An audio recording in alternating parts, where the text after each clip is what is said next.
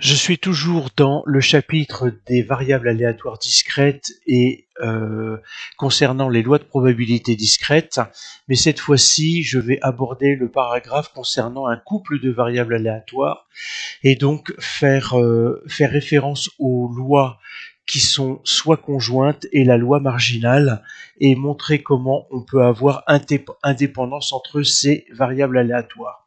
Alors pour ce faire, je suis parti sur un sujet d'épreuve de terminale afin d'éviter les notations en indices qui semblent vous perdre, notamment pour les élèves qui viennent de bac professionnel. Et je vais aborder tout de suite la première question. On vous demande P de x, alors la probabilité pour que la variable aléatoire soit 1 et la variable aléatoire y vaille 2. Autrement dit, ça veut dire quoi?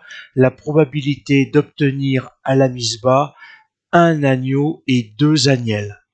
Alors, où est-ce que je me trouve dans le tableau? Eh bien, justement, c'est la valeur qu'il va me manquer. Alors, finalement, je vais quoi faire? Eh bien, je sais que si je calcule la somme de toutes ces probabilités, la somme de toutes les probabilités qui sont données, je dois obtenir 1. Or, ici, si j'additionne toutes ces valeurs, je vous invite à le faire, à mettre en pause la lecture de la vidéo. Vous allez voir que ici, vous allez obtenir 0,98.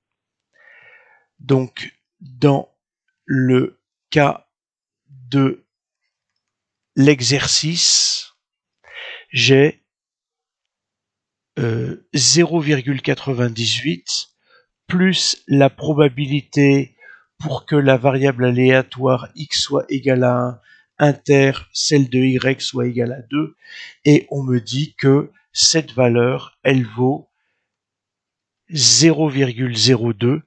Donc si j'additionne les deux, je vais retrouver la valeur de 1, et c'est de cette manière que je vais montrer que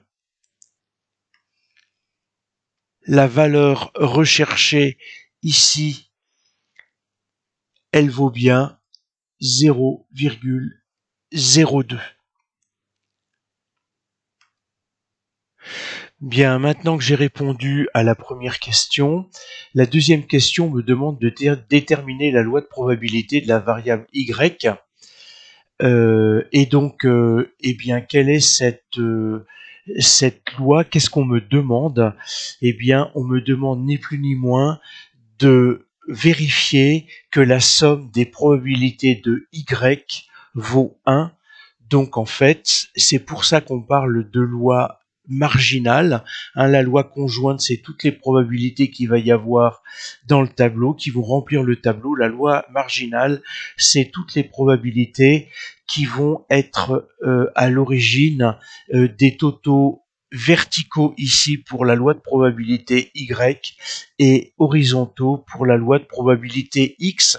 Je vous laisse les calculer et normalement vous devriez voir que la somme horizontale, donc la somme de toutes les probabilités des variables y va me donner